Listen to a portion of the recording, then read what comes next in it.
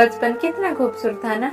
तब खिलौना जिंदगी थी और आज जिंदगी खिलौना है। जीवन एक यात्रा है, इसे रोकर जियोगे तो बहुत लंबी लगेगी, हंसकर जियोगे तो कब पूरी हो जाएगी पता भी नहीं चलेगा। इंसान तो दो मामलों में बेबस है, दुख बेच नहीं सकता, सुख खरीद नहीं सकता। मुसीबतें रुई से भरे थैले की तरह होती है, देखते रहोगे तो बहुत भारी लगेगी, उठा लोगे तो एकदम हल्की हो जाएगी। मुसीबतों से आप जितना पीछा छुड़ाने की कोशिश करोगे वो उतना ही आपका पीछा करेगी, और जितना आप मुसीबतों का सामना करोगे मुसीबत आपसे उतनी ही दूर भागेगी। समय बुरा हो तो ग्रहण भी सूर्य को ढक लेता है, पर कुछ पलों के लिए। इसीलिए जीवन के बुरे दौर से हताश ना हो, बल्कि दोगुनी शक्ति के साथ उससे बाहर निकलने का प्रयास करो। किसी का भी उदय अचानक नहीं होता। सूर्य भी जब उदय होता है तो धीमे धीमे निकलता है, फिर ऊपर उठता है। जिसमें धैर्य और तपस्या होती है, फिर वही पूरे संसार को प्रकाशित करता है। इसीलिए जीवन में कोई भी परेशानी आए तो उससे भागो मत, अपने आप ही धीमे धीमे उसका भी हल निकलेगा। दोस्तों, एक बहुत ही सुंदर कहानी, जरा ध्यान से सुनना। एक जंगल के किनारे एक छोटा सा गांव था।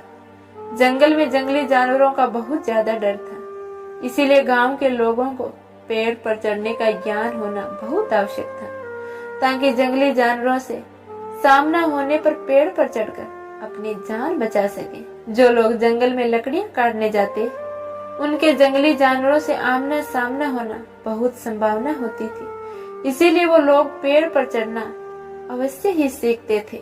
उसी गांव में ट्रेनिंग देने वाले एक बाबा भी रहते थे।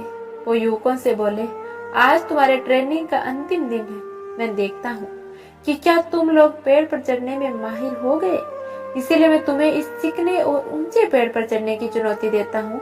यदि तुम इस पेड़ पर चढ़ने में सफल हो तो दुनिया के किसी भी पेड़ पर आसानी से चढ़ सकते हो। बाबा की बात सुनकर सभी युवक उत्साहित हो गए थे। वो पेड़ पर चढ़ने के लिए एक पंक्ति में खड़े हो गए। सबसे पहला युवक पेड़ पर चढ़ने लगा। वह बड़ी ही आसानी से पेड़ पर चढ़ा, फिर नीचे उतरने लगा।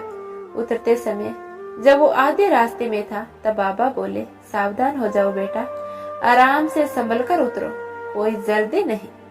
उस युवक ने वैसा ही किया। वह आराम से सावधानी से नीचे उतरा। उसके बाद एक एक करके सारे युवक पेड़ पर चढ़ने लगे। जब वो पेड़ पर चढ़ते तब बाबा उन्हें कुछ नहीं कहते, लेकिन जब वो पेड़ से उतरते समय आधे रास्ते पर होते या बस नीचे उतरने वाले होते तब बाबा कहते, सुनो, आराम से, थोड़ा संभल कर, पूरी सावधानी से उतरो, किसी प्रकार की कोई जल्दी नहीं है।